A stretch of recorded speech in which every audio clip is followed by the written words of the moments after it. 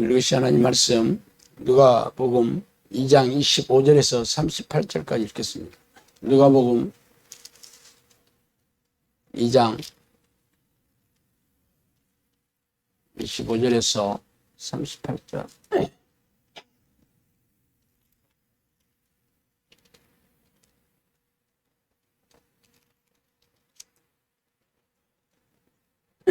누가복음 2장 25절에서 38절 같이 하시면 한 목소리 읽어보겠습니다.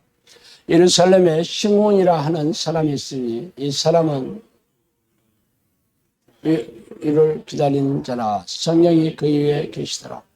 그가 주의 그리스도를 보기 전에는 죽지 아니라 하는 성령의 지시를 받았더니 성령의 감동으로 성전에 들어가매 마침 부모가 율법의 관례대로 행하고자 하여 그 아기 예수를 데리고 오느니라. 시몬이 아기를 안고 하나님을 찬송하여 이르시되 주제여 이제는 말씀 중을 평안히 도와주시는 거다. 내 눈이 주의 구원을 보았사오니 이는 만민 앞에 예비하신 것이요 이방을 비추는 빛이요 주의 백성 이스라엘의 영광이니이다 하니 그의 부모가 그에 대한 말을 놀랍게 여기더라. 시몬이 그들에게 축복하고 그의 어머니 마리아에게 말하여 이르되 보라 이는 이스라엘 중 많은 사람을 패하거나 흥하게 하며 비방을 받는 표적이 되기 위하여 시험을 받았고 또 칼이 내 마음을 찌르듯 하리니 이는 여러 사람의 마음의 생각을 드러내려 함이니라 하더라. 또 아셀 지파 바누엘의 딸 안나라 하는 선지자가 있어 나이가 매우 많았더라. 그가 결혼한 후 7해 동안 남편과 함께 살다가 과부가 되고 84세 되었더라. 이 사람이 성전을 떠나지 아니하고 주야를 금식하며 기도함으로 섬기더니 아침 이때 나와서 하나님께 감사하고 예루살렘의 속량을 바라는 모든 사람에게 그에 대하여 말하니라. 아멘.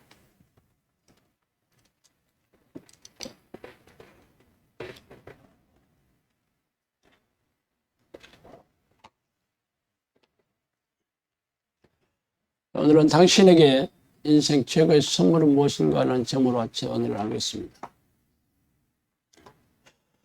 어릴 적 크리스마스 이브가 되면 산타 할아버지가 잠든 사이에 굴뚝을 타고 내려와 성탄 트리에 걸어놓은 양말 안에 갖고 싶어하는 선물을 넣어준다는 얘기를 듣고 자랐을 것입니다.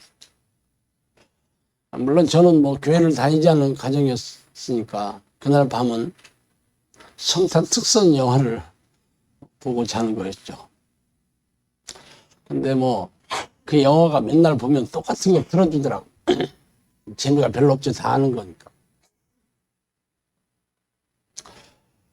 산타 할아버지가 없다는 것을 알아채는 나이가 되면 커올릭의 유년을 벗어나게 되지만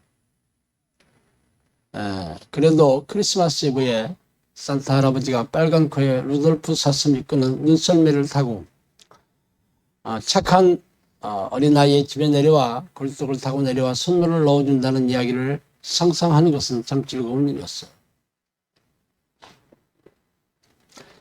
그러나 솔로몬처럼 하나님이 꿈에 나타나서 소원을 이루어 주신다고 하면 당신은 무엇을 말할 건지 생각해 보셨나요? 오랫동안 병상에 누워서 죽을 날을 기다리는 말기암 환자라면 기적처럼 치유가 일어나는 것이겠고 타고난 장애로 평생 고통스럽게 사는 장애인이라면 장애가 회복되는 것이겠죠. 여러 해 동안 공무원 시험에 낙방하는 그런 취준생이라면 시험에 합격하는 일이겠고 행복한 가정을 꿈꾸는 여인이라면 백마를 타고 나타나서 청혼을 하는 왕자를 기다리는 것이겠죠. 당신의 소원이 무엇이든 간에 하나님이 당신의 바람하지 않는 소원을 이루어 주신다고 약속한다면 찐 뜻이 기쁘지 않겠어요? 그러나 평생 교회를 다녀보셨지만 그런 일은 일어나지 않습니다. 그런데 소원을 말하지 않았는데도 하나님으로부터 최상의 소원을 이룬 사람이 있어요. 그래서 오늘은 그 얘기를 좀 하고 싶습니다. 이후에 여호와의 말씀이 이상 중에 아브라함에게 임하여 가라사대 때 아브라함아 두려워 말라 나는 너의 방패요 너의 지극히 큰 상급이니라. 창세기 15장 1절에 있는 말씀입니다.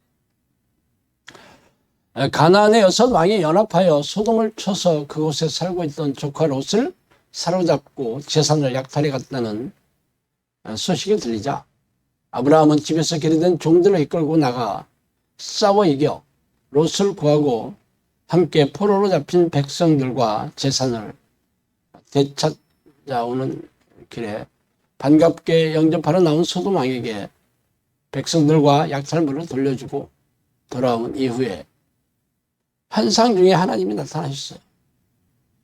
그리고는 대뜸 하나님은 자신의 신분을 밝히시고 나는 너의 방패요 지극히 큰 상급이라고 말씀하셨어요. 방패는 칼이나 화살 등의 공격 무기로부터 몸을 보호하는 대표적인 방어 무기죠. 이 말씀의 뜻은 뭐겠어요? 하나님께서 아브라함의 삶과 영혼을 지켜 보호해 주시겠다는 거죠. 당시 아브라함은 하나님의 명령에 따라 본토와 친척 아비집을 떠나 나그네처럼 가나안 땅을 유리 방황하고 있었죠. 당시 아브라함이 살던 시대는 강력한 국가가 아니라 시족이나 혹은 호족 사회 정도여서 치안이 확립되어 있지 않았어요. 그래서 스스로 뭉쳐서 자신과 가족들의 생명과 재산을 지켜야 했습니다. 그러므로 자신이 살던 고향과 부모, 친척을 떠난다는 것은 생명과 재산이 엄청나게 위태로운 상황에 놓여져 있다는 것을 의미했죠. 그런데 하나님께서 강력한 보호자가 되어주신다고 약속했으니 얼마나 기뻤겠어요. 그러나 그뿐만이 아닙니다. 하나님은 그에게 지극히 큰 상급이 되어주시겠다고 약속하신 대목을 한번 봅시다. 상급이라는 단어는 히브리어로 슈카르카인데 이는 영어로 리워드예요. 리워드. 리워드라는 말은 구체적으로 보상이라는 뜻입니다. 보상은 상도 여러 가지 상이 있죠. 먼저 수많은 경쟁자를 물리치고 받는 1등 상, 프라이즈라고 하죠. 프라이즈. 또 심사를 하고 주어진 상은 어워드가 있습니다. 아카데미 상은 아카데미 어워드라고 하죠. 그런데 이 리워드라는 상은 특정한 노력이나 일에 대한 보수로 주어지는 상이에요. 그냥 주어지는 상이 아니에요. 특정한 노력에 대한 보상으로 주어지는 상입니다. 자, 그럼 이 상은, 이 보상이라는 말이 신약성경에도 있어요. 믿음이 없이는 하나님을 기쁘시게 하지 못하나니 하나님께 나아가는 자는 반드시 그가 계신 것과 또한 그가 자기를 찾는 자들에게 상 주시는 이심을 믿어야 할지니라. 여기서 상이라고 번역한 히브리서 11장 6장의 말도 이 보상이라는 말을 번역한 겁니다. 상급. 이라고 번역했죠. 헬라어로는 미소스예요. 이 역시 이 상은 어떤 특정한 노력에 의해서 주어지는 상입니다.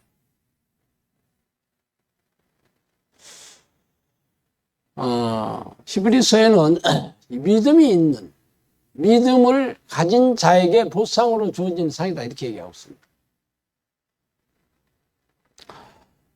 어때요? 이 두 가지 상을 한번 들어보셨습니까? 우리가 아브라함이 받은 상은 우리가 아브라함 참 부러워하잖아. 믿음의 조상이라 일컬어지고 하나님이 그를 얼마나 축복하셨는지 그로부터 이 세상의 모든 사람들이 나오게 되었잖아. 그런데 뭐 아브라함이 받은 상을 우리가 받을 수는 없잖아, 그죠?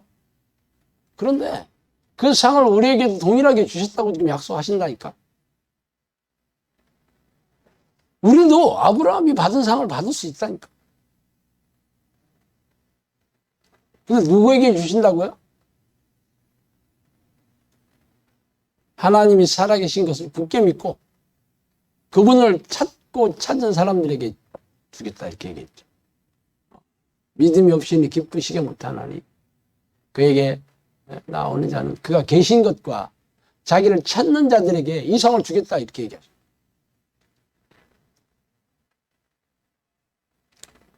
그럼 우리가 이 상을 받는다면 아브라함이 받은 상과 똑같은 상이에요. 그 상이 뭐야? 하나님이야, 하나님. 그 상이 특정한 어떤 선물이 아니에요. 어떤 능력이 아니라니까. 그 상은 바로 하나님 그 자체죠. 그렇다면 여러분은 하나님이시자 그리스도인 예수를 믿고 교회에 나오지 않았어요. 그렇다면 이미 여러분 믿음이 있잖아요. 그럼 믿음의 대가로 뭐가 주어졌어? 하나님의 상으로 주어진 거죠. 그래서 여러분이 그동안 살아온 인생의 여정과 영혼의 상태를 한번 보세요. 여러분이 전지전능하신 하나님을 상으로 받은 사람으로 살아오셨는지 한번 살펴보시라고. 참 생각하기 어렵죠. 그럼 아브라함처럼 살아야 되는 거잖아. 아브라함한테는 하나님께서 스스로 찾아오셔가지고 내가 네 상이다 라고 얘기하셨고, 또 하나님이 살아계신 걸 믿고 찾는 자들에게 또 상으로 직접 찾아오신다 이렇게 약속하셨잖아. 그래서 우리가 믿음이 있잖아. 믿음이 있으니까 교회에도 나오고 예수도 믿고 교회에서 시키는 대로 열심히 하잖아요. 그래서 아브라함처럼 그렇게 살고 있냐고. 오늘 읽은 누가복음의 본문에는 두 사람이 나오죠. 시몬이라는 사람과 안나라는 선지자가 나옵니다.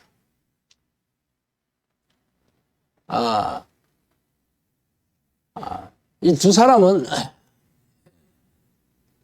이미 성령으로부터 이미 그리스도 예수 그리스도가 찾아오실 거라고 알고 있었어요. 이 사람. 사실 메시아의 나타나심은 구약 성경의 선지자를 통해 예언되었으므로 유대교 종교 지도자들과 모든 백성들이 학수고대하며 바라보지 않던 터였죠. 특히 예수님의 오신 시대에는 로마에게 나라를 빼앗기고 식민지로 수탈당하면서 살고 있으니 얼마나 불행하고 고통스러웠어요. 그래서 제사장이나 바리새인들 같은 종교 지도자들 역시 로마 당국에 의해 여호와 하나님의 위상이 어떤 그 사람들은 아주 초라하고 보잘것없죠. 로마 장군 티투스라는 장군이 그 이스라엘을 점령하고 뭐 했는 줄 아세요? 그 성전에다가 돼지를 올려놨어요. 삶은 돼지를. 왜 그랬는지 아세요? 이 돼지는 가장 성경에서 가장 불결한 짐승, 부정한 짐승으로 상징적인 짐승이에요. 근데 보란 듯이 그 돼지를 갖다 올려놨다고. 그러니 그것을 바라보는 유대교 지도자들, 제사장들이나 바리새인들이나 백성들의 마음을 어떻게 했어요? 이렇게 하나님의 이름이 치욕적으로.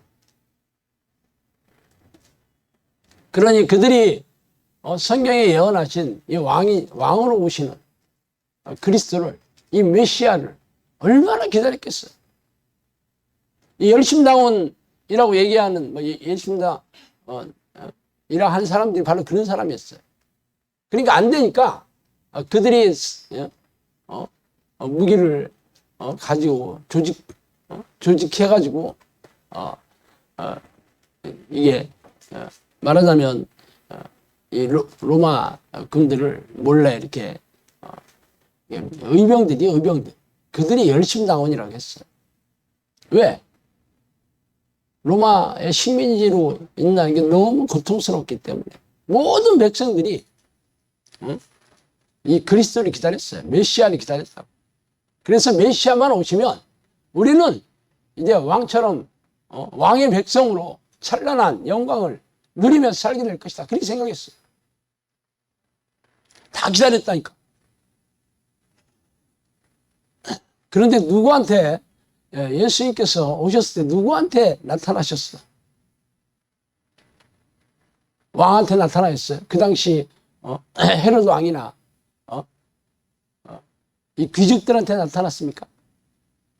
아니면 종교 당시 유대교 지도자인 제사장들이나 바리새인들에게 나타났어요. 그 사람들은 예수님이 오신지도 몰랐어요. 그리스도가 오신지도 몰랐어요. 누구한테 나타나셨냐면 잘 아시다시피 동방 박사들. 원래 박사하니까 무슨 박사하기 받은 사람인 줄 아는데 이 박사는 마고라는 뜻이에요. 마고. 마고는 그 당시에 점성술사를 얘기합니다. 점성술사.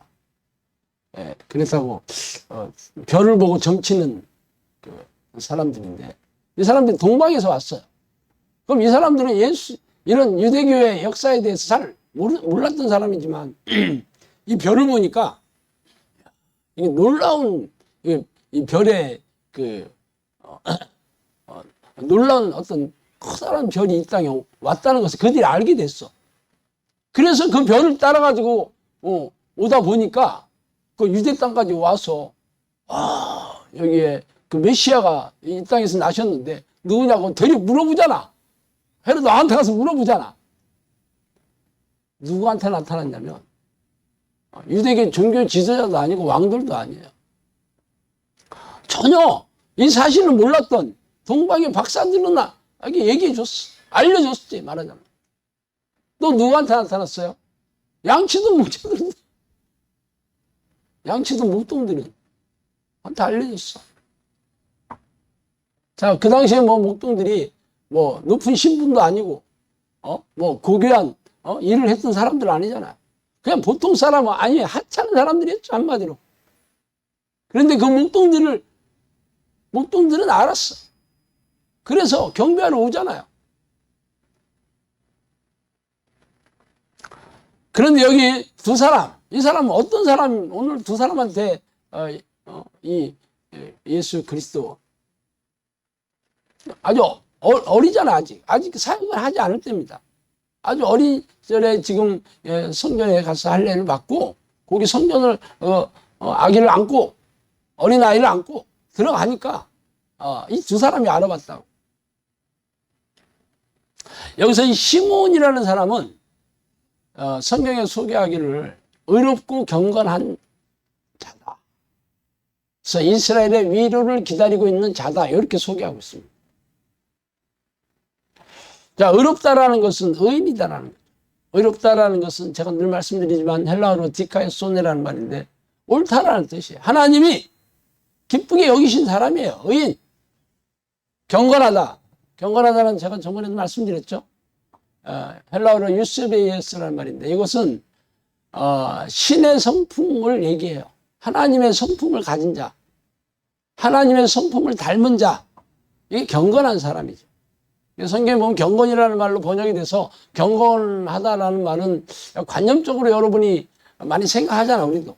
그냥 뭐 이거는 뭐 경건하다 그러면 그 뜻은 알지만 구체적으로 성경에서 말하는 이 경건이 뭐를 얘기하는 거예요? 경건한 것은 하나님의 성품을 닮아서 하나님의 성품을 보이는 사람을 얘기하는 거예요. 이 사람이 바로 그런 사람이었다, 시몬이라는 사람. 그래서 하나님의 위로를 기다리고 있어요. 하나님께서 네가 죽기 전에 그리스도를 보게 될 것이다. 얼마나 영광이었어. 누구나 그리스도를 기다리고 있었다니까. 누구나 메시아를 기다리고 있었어요. 그가 오실 그 날을 학수고대하고 있었는데 근데 이 사람은 분명히 성령님께서 함께 하시는 사람이죠. 얘기해놨어. 그래서 기다리고 있었어, 성전에서. 그런데 아기 예수를 안고 그 부모님이 오시니까 알았어. 이미 성령님께서 얘기했어. 바로 이분이 바로 네가 그렇게 기다리고 기다리던 바로 메시아다. 그랬어. 얼마나 기뻤겠어요. 그래서 그가 이제 나이가 많아서 죽을 때가 됐는데 네가 메시아를 보기 전에는 절대 죽지 않는다 그랬으니까 얼마나 기다렸겠어. 누구한테 찾아오셨냐고? 의롭고 경건한 사람. 하나님께서 의롭다고 인정해 주신 사람. 그리고 하나님의 성품으로 거룩한 다. 하나님의 성품을 닮은 사람이죠. 이런 사람들에게 성령님께서 같이 계셔서 알려주셔. 그래서 위로해 주셔. 네가 지금까지 참 힘들게 살았지만 네가 이 땅을 떠나 천국에 가기 전에 네가 이 땅에서 메시아를 꼭 너한테 찾아오게 해주겠어. 너한테 꼭 네가 보고 만나보고 너는 이 땅을 떠나갈 것이다. 얼마나 기뻤겠어. 또 한 사람이 바로 안나 선지자라고 얘기를 하고 있는데, 이 안나 선지자는 시집가서 7해 만에 남편이 죽었다라고 얘기하고 있습니다. 시집갔을 때 나이가 뭐 20대 중반 정도 되지 않겠어? 근데 7년 살고 죽었으니까 30세 곧 넘어가가지고 혼자 과부가 됐지. 과부라는 뜻은 부족한 여인이다, 이런 뜻입니다.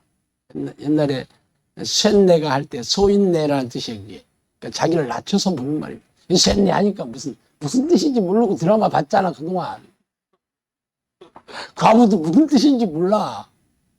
오늘 아주 국어 공부도 시켜줍니다, 제가.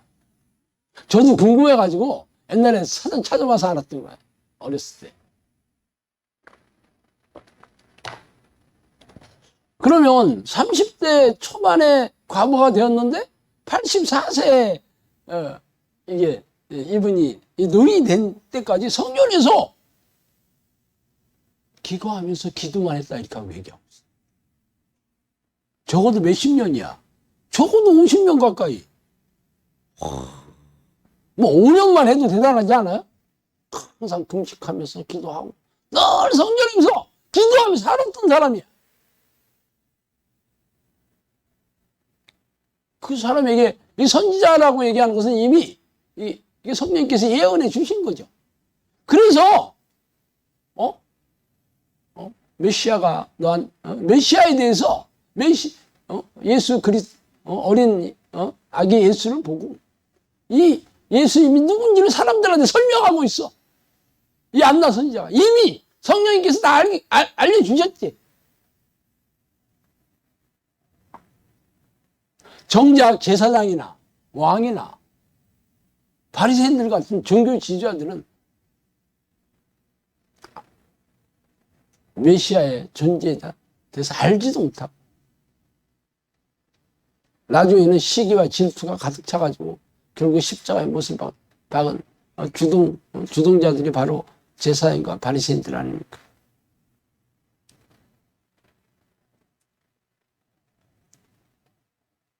누구한테 찾아오셨어요? 시몬과 안나 예를 들어보셔.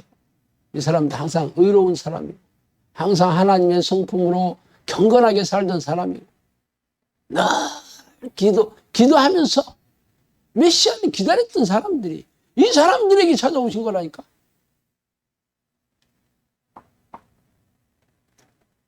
그럼 이 시대에도 똑같겠지 않아요? 여호와의 눈은 온 땅을 두루 감찰하사 전심으로 자기를 향하는 자들을 위하여 능력을 베푸신다. 너는 마음을 다하고 뜻을 다하고 힘을 다하여 내 하나님 여호와를 사랑해라. 이게 똑같은 말이 뒤에 찾고 찾으면 만나. 네 마음을 다하고 네 뜻을 다하고 네 힘을 다해서 찾으면 그를 만나리라. 신명기 4장 29. 똑같아요. 하나님을 찾는 거와 하나님을 사랑하는 이거 마음의 태도가 똑같아. 그게 전심이에요. 그럼 누구에게 찾아오셔? 마음을 쏟아서 하나님을 찾는 자. 이 사람들이 하나님을 사랑하는 자야. 이 사람들에게 찾아오신다. 우리가 그동안 교회 다니면서 내가 예수를 믿고 그동안 교회에서 시키는 대로 수많은 예배의식에 참석해서 11조 헌금을 드리고 또 교회에서 시키는 많은 희생적인 신앙행위, 뭐 봉사 혹은 전도행위, 뭐 무슨 수련회, 무슨 파김치가 되도록 일하지 않았어요. 그럼 분명히 내가 이렇게 평생 내 모든 것을 바쳐서 하나님을 사랑한 거 아니에요? 사랑했다고 믿고 있잖아. 그래서 천국에 간다고도 믿고 있잖아. 그리고 천국에 가면 또 엄청난 성급을 받게 될 것이라고 굳게 믿고 있잖아.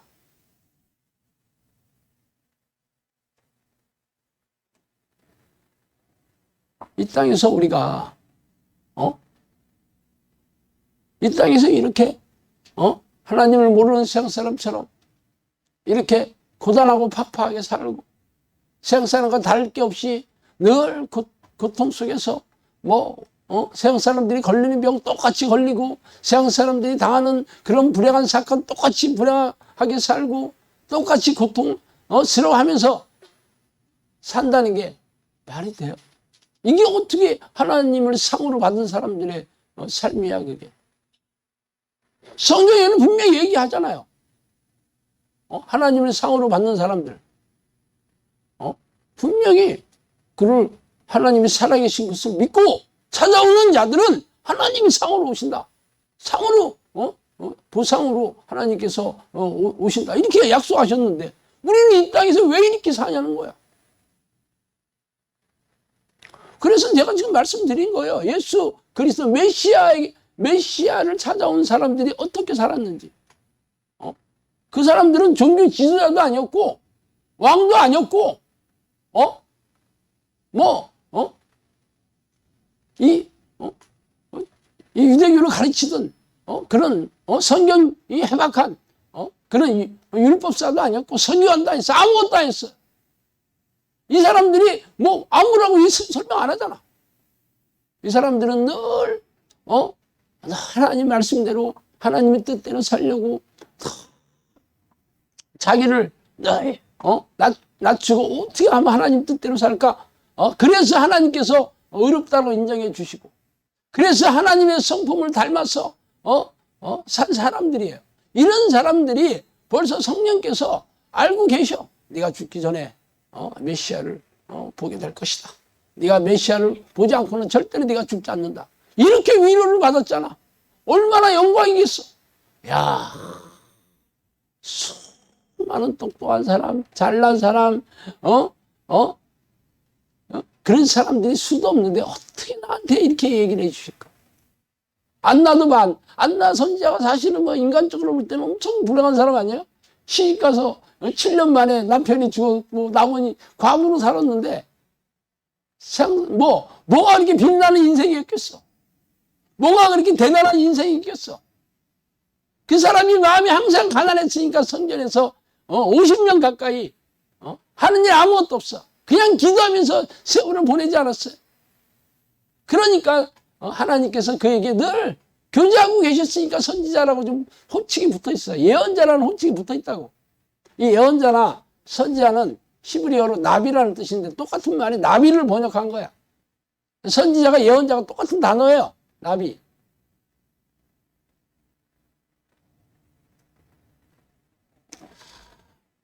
이 나비가 이 히브리어인데 성령님께서 이제 얘기를 해주시는데 나비가 뭐라고 얘기했어요. 처음에는 나비가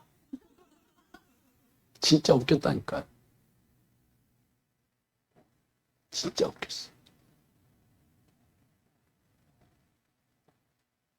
또 한 번은 얘기해드린 적 있잖아. 모범이 돼야 된다 그랬는데 모범 아니에요? 당연히 모범이라는 말, 모범 택시, 모범 운전사. 아니다. 모본이다. 그러고 고쳐주셨어요. 모본이라는 말은 거의 쓰지 않는 단어 아니에요. 성경에는 있어요. 본이 된다. 이런 뜻이죠.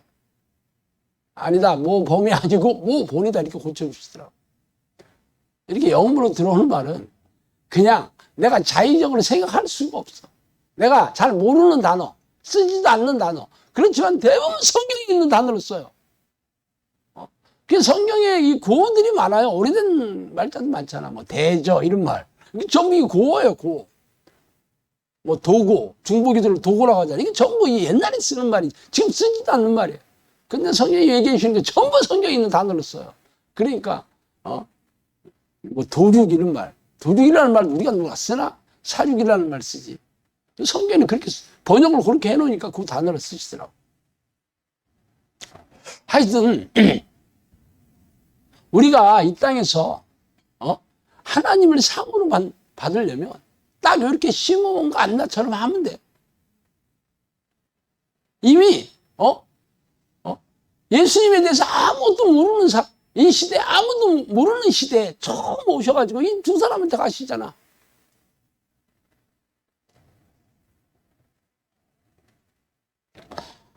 그러나 이 시대는 성경이 완성된 시대고, 우리나라에도 수십만의 목사들이 있고, 수만 개의 교회가 있고, 천만이 넘는 교인들이 있다고 그러지만, 하나님을 상으로 받은 사람들이라고 증명해 보이는 사람들이 몇이나 있습니까? 왜 그런 줄 아세요? 그때 이스라엘 자손이 그곳에서 각기 자기의 지파, 자기의 가족에게로 돌아갔으니 곧 각기 그곳에서 나와서 자기의 기업으로 돌아갔더라. 그때 이스라엘에게 왕이 없으므로 사람들이 각기 자기의 소견에 옳은 대로 행하였더라. 이 사사기 21장 24절 25절에 나옵니다.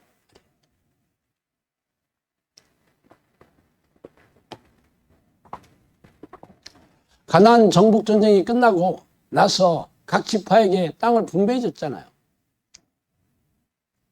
그리고 나서 그 이스라엘을 다스리는 사람들은 이 사사예요, 사사. 사사는 재판관이라는 뜻입니다. 그래서 사사기라는 그 성경 그 기록이 거기서 나온 거예요. 근데 그때 백성들은 하나님의 뜻을 행하는 걸 별로 좋아하진 않았어요. 좋아하지 않았어. 그러니까 그 정복 전쟁을 하나님이 함께 하셔가지고 전부 이기게 해주셔가지고 땅을 정복한 거 아니야? 근데 그 외에는 전부 블레셋이나 아말렉이나 이런 이방인들의 공격을 받아가지고 털리며 사는 거야. 기가 막히지 않아요? 하나님께서 가나안 땅을 선물로 주셨어요. 이미 예정해 주셨고, 아브라함에게 야곱에게 약속해 준 그 땅 아니에요? 젖과 꿀이 흐르는 땅. 아브라함이나 야곱은 그 땅을 방황하면서 나그네처럼 돌아다녔다. 그때는 자신들의 땅이 아니었어요. 이미 거기를 다스리는 왕들이 있었고 백성들이 이방인들이 차지하고 있었잖아. 근데 장차 주겠다고 얘기했죠. 근데 그 땅에서 나그네처럼 살다 갔어요, 그들은. 그리고 나서 모세 이후에 여호수아가 이끄는 하나님 그 백성들이 하나님께서 그들과 싸워 이길 힘을 주셔가지고 그 땅을 전부 쳐서 정복시켰잖아. 그래서 이제 주인이 바뀌었어요. 그러면 날마다 하나님을 찬양하며 감사하며 그 뜻을 준행하며 살아야 되는 거 아니야? 그런데 거꾸로 그때부터는 하나님의 뜻을 행하는 걸 즐겨하지 않았어요. 그러니까 하나님께서 거꾸로 자기들이 싸워서 쳐냈던 몰아냈던 이방인들에게 공격을 받아서 털리며 살아. 그때 이스라엘 백성들은 무기가 청동기였어요. 청동기. 근데 블레셋은 철기였어요. 철기. 어떤 게 더 단단하냐고? 당연히 철이 단단하지. 역사 시간에 배웠잖아. 선사시대. 몰라요? 처음에 구석기 시대 돌멩이 깨트려가지고 쓰다가 신석기는 갈아가지고 마제 돌칼 들어봤죠? 갈았다 이거요. 마자가 간다 그런 뜻입니다. 빗살무늬 투기. 그 이후가 청동기 시대예요. 그 이후가 철기 시대. 왜 그런지 알아요? 청동기를 벼리는데 이거를 이 광석에서 이 얘기를 해야 되나? 광석에서 이거를 녹여서 순수한 청동을 따로 이렇게 재련해야 되나?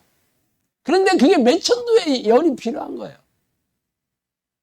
근데 철기는 더 큰, 철기가 3,000도 이상의 불이 필요해요. 온도가. 청동기는 그보다 약하죠. 그러니까 청동기를 쓰게 됐죠. 그렇지만 이 철을 재련하려면 더 높은 온도로 이 철 광석에서 철을 이게 재련하는 기술이 있어야 됩니다. 그런데 이스라엘 백성은 그 기술이 없었어. 근데 블레셋 이 민족은 있었다고.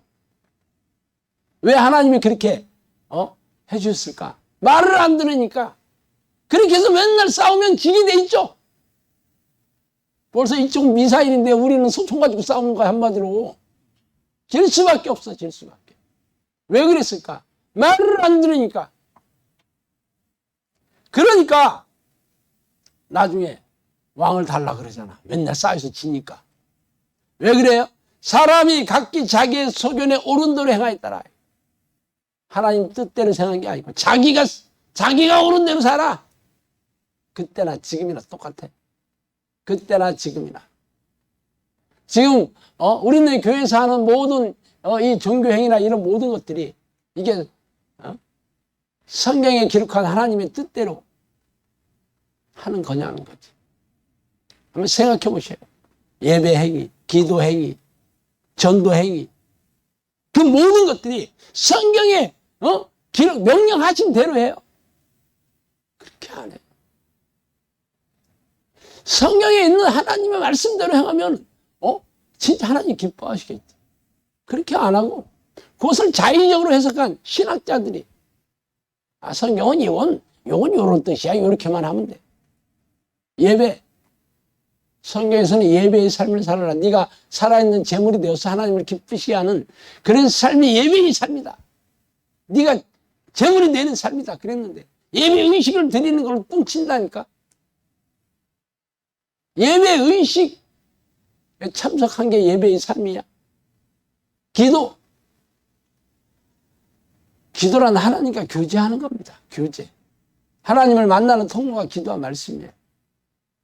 근데 왜 교회에서는 뭘 하나님을 또 얻어내는 수단으로 가르쳐? 이거 주세요, 저거 주세요. 전도. 성경에서 말하는 전도는 악한 영에 사로잡혀 있는 영혼들을 악한 영과 싸워서 이겨서 구해내서 하나님 나라로 돌리는 게 그게 영혼 구원 사역입니다. 근데 이 시대에 우리네 교회는 사람들 예수 믿고 복 받으세요. 우리 교회 설교 얼마나 잘하는데 우리 목사님 그러면서 꼬드겨 가지고 와서 교회 의자에 앉혀놓는 게 전도야. 하여튼 뭐 하나도 성경대로 하는 게 없어. 그 행위가 비성경적이라고 내가 얘기하는 게 아니에요. 성경에 있는 건 제쳐두고 지들이 만든 걸 하는 건 지들이 만든 거. 비본질적인 거. 제가 그게 비성경적이라 얘기하지 않았어요. 그거 하지 말라고 하는 게 아니야. 성경에 있는 거 먼저 하고. 그리고 교회에서 시키는 거는 취사 선택해서 하면 돼. 그런데 교회에서 하는 건 열심히 하는데 성경에 있는 건 안 해. 옛날 이스라엘 백사가 똑같아. 그래서 어떤 일이 있냐고? 이렇게 무능하고 무기력하게 산다니까. 코로나 사태 터져가지고 가장 불쌍한 게 교회 다니는 사람 됐다니까. 목사들이 가장 불쌍한 사람 됐다니까.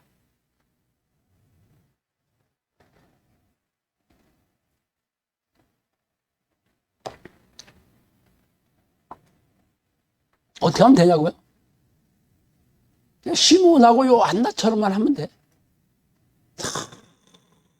하나님을 하나님과 깊고 친밀한 교제의 기도를 습관을 들여서 쉬지 않고 하나님을 부르고 찬양하고 감사하고 경배하고 하나님의 뜻을 구하고 회개하는 이 기도를 평생 하는 거야. 평생.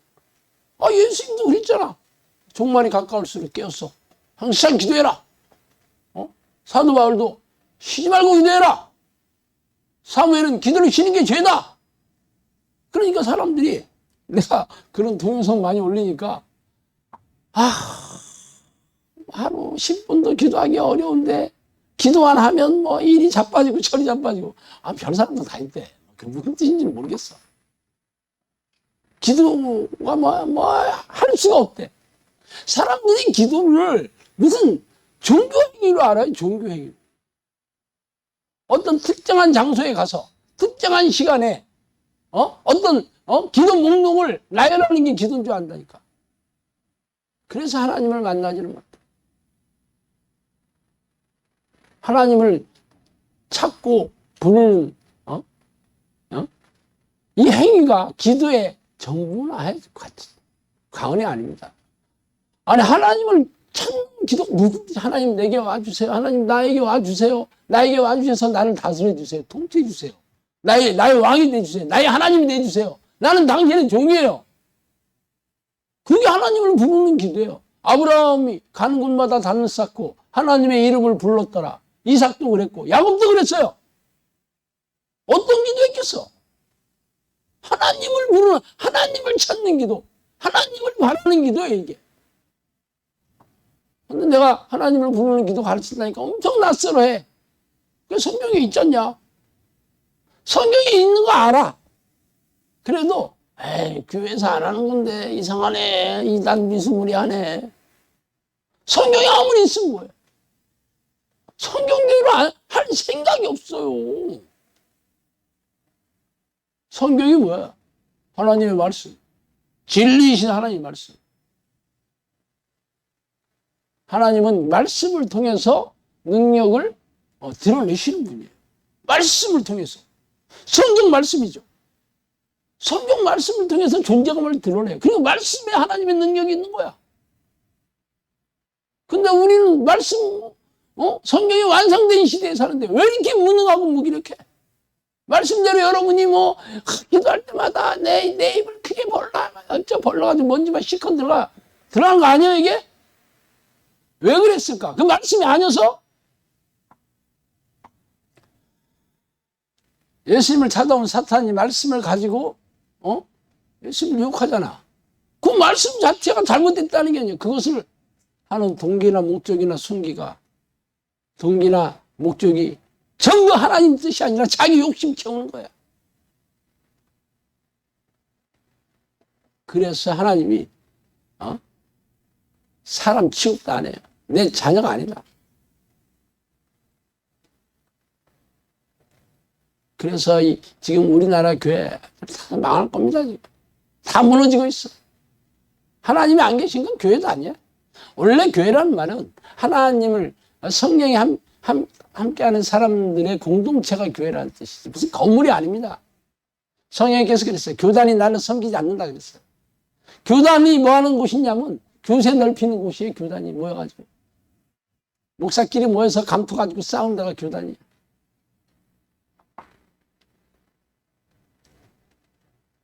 그리고 이론이 나를 기쁘게 하지 않는다 그랬어요. 이론이 신학 이론을 얘기한 거예요.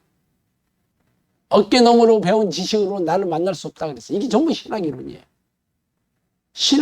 신학이 이론 많이 목사끼리 만나면 너 신학 어디 했어? 맨날 그거 물어봐요. 신학 어디서 했어? 그래서 문교부가 인정해준 신학교 나왔으면 메이저 신학 했으면 인정해줘. 근데 군소신학은 이건 사람 취급도 안 해. 목사들 교류도 안 해. 자기 신학이 대단하다 이거야. 그러니 하나님이 그걸 내 종이라고 생각하겠어요? 말씀을 제쳐놓고 사람들이 만든 이론을 말씀 위에 놓고 그걸로만 따져. 그걸로만. 교회는 어떤 곳이에요? 교회는 예수 그리스도 창에 찔린 십자가에 못 박히신 예수 그리스도를 알리는 곳이 교회예요. 근데 그 짓거리는 하지 않고 모여가지고 예배 의식이나 드리고 그냥 커뮤니티 하는 거지. 친교하는데. 비전센터에서 커피 마셔가면서 네 애들 학원 어디 보내냐 이런 거나 하고 옆 교회에 축구할 생각이나 하고 남자들은 이런 거밖에 안 해. 그래서 교회가 망하는 거예요. 지식이 없어 망하였도다. 이 지식이 하나님을 아는 지식이에요.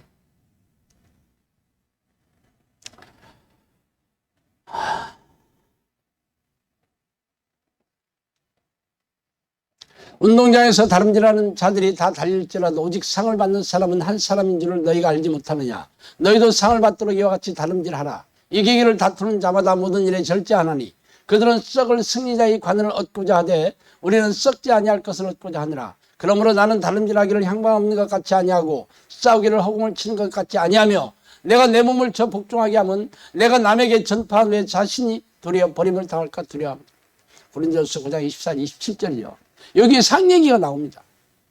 상을 받는 자들이 어떻게 해야 되는지가 나오고 있어요. 자, 상을 받는 자들은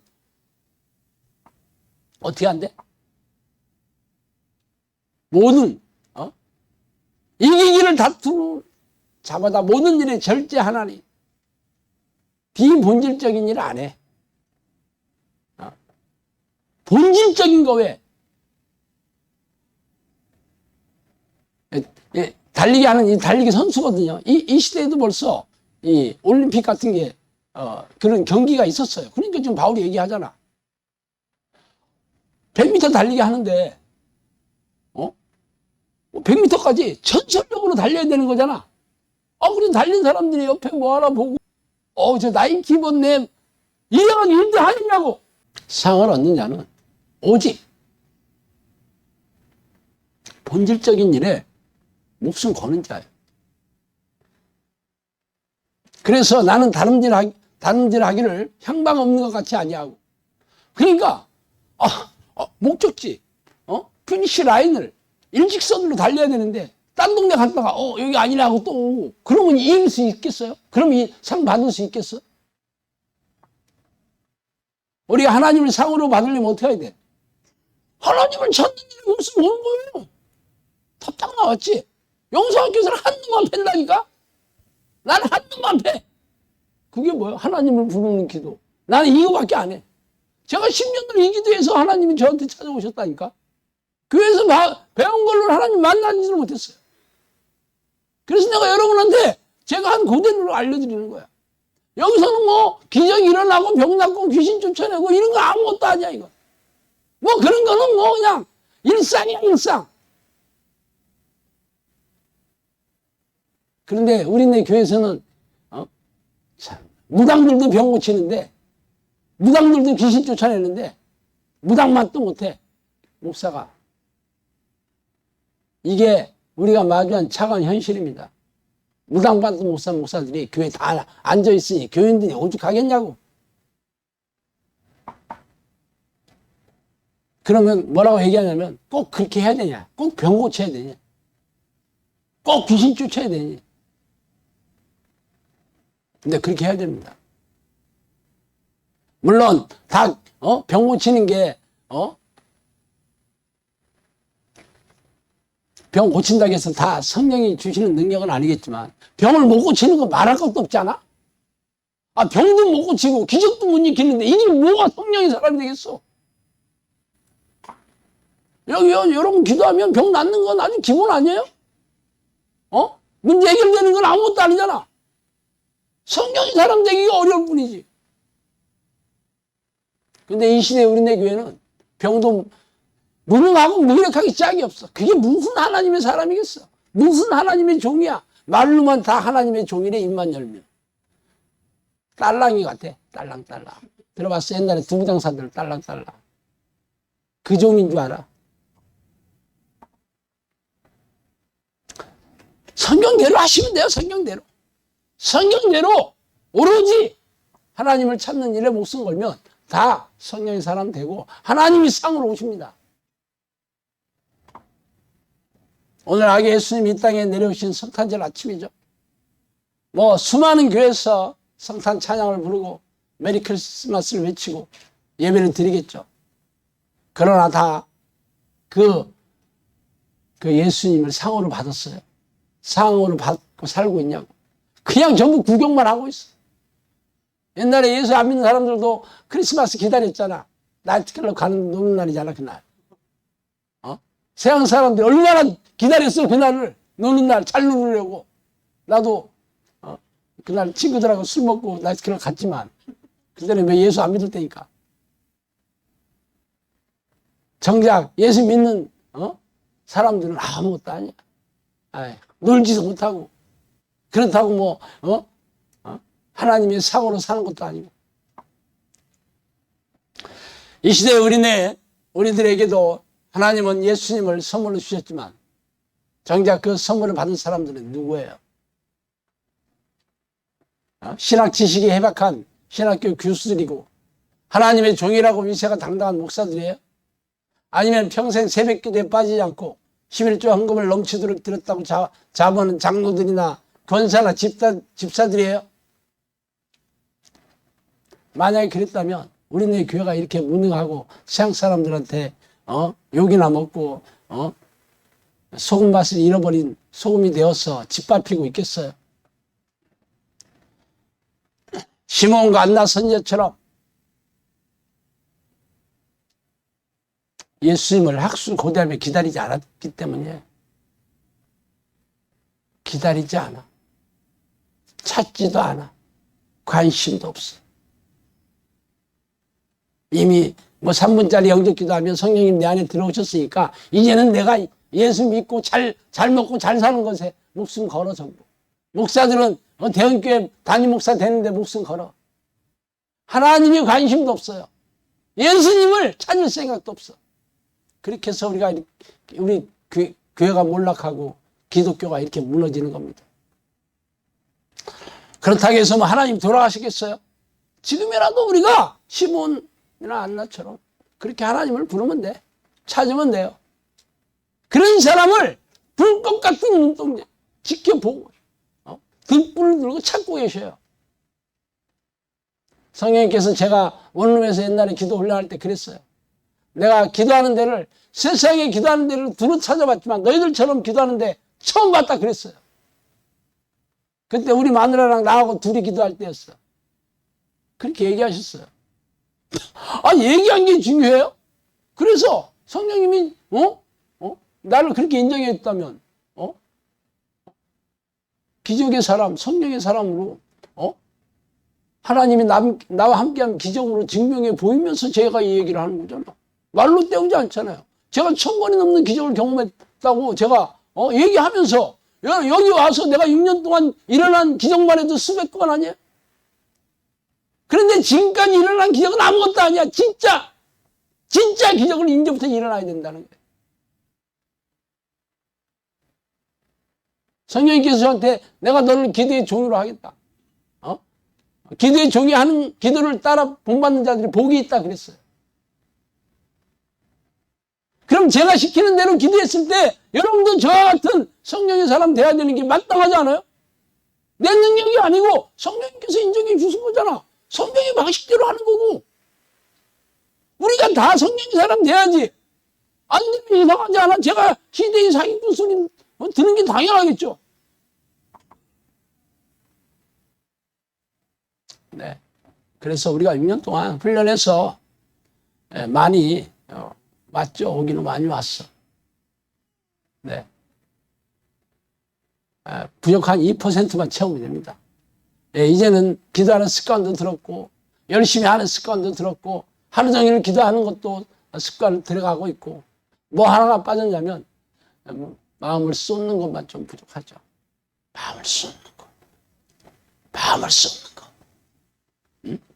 안나 선지자는 마음을 쏟아가면서 50년 가까이 기도했고 시몬도 마음을 쏟으면서 하나님을 기다렸던 자들. 우리도 그렇게 하면 됩니다. 옛날에 이서우와의 황금 알을 낳는 거위 있죠. 자, 이 주인이 욕심이 많아가지고 황금 알을 낳는 거위를 잡잖아. 황금 알, 그거보다 진짜 욕심 얘기는 황금 알을 낳는 거위를 잘 키우는 사람입니다. 황금 알을 낳는 거위를 잘 먹이고 잘 건강하게 하고 그러면 매일 황금 알을 이만큼씩 낳을 거 아니야. 비유가 좀 적당한지 모르겠지만 황금 알을 낳는 거위와 비교할 수 없는 하나님이 나의 주인이 되시고 나와 함께 하신다면 나는 인생 어떻게 살겠어? 성경의 위인들 부럽지 않게 살겠죠. 우리도 영상학교에는 전부 그런 영적 욕심쟁이만 다 돼야 돼요. 전부 그런 사람 아니면 여기 앉아있을 필요가 없어. 여기서 뭐 병 좀 낫고 뭐 문제 해결되고 행복해지. 그런 사람들은 이제 등 따스고 배불러서 간절함이 없어. 마음이 녹아야 되는데. 황금알 한두 개 가졌다고 그거에 만족하시면 안 됩니다. 하나님을 여러분이 원하셔요. 나는 황금도 필요 없어요. 나는 아무것도 필요 없어. 오직 하나님만 필요해요. 속내가 엄청 욕심쟁이지. 필요 없기는 뭘 필요 없겠어. 하나님만 얻기만 된다면 그 모든 게 다 내 거란다. 뭐 그거 아니야? 물론 뭐 내 욕심, 내 사사로운 뭐 육체를 삶을 윤택하기 위해서 필요한 게 아니죠. 하나님의 뜻을 행하는 자들은 하나님께서 뒤를 안 봐주시겠어요? 내가 늘 얘기하잖아. 이건희 회장 돌아가셨네 이제. 이재용 회장 비서실장은 연봉이 수십억입니다.